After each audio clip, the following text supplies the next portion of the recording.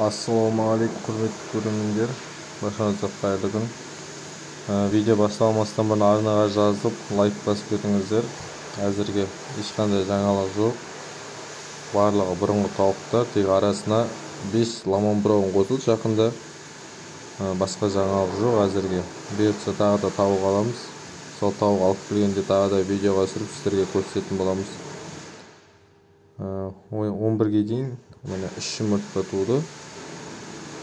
Нормальный көрсеткіш деп ойлаймын енді. Әзірге видео осы.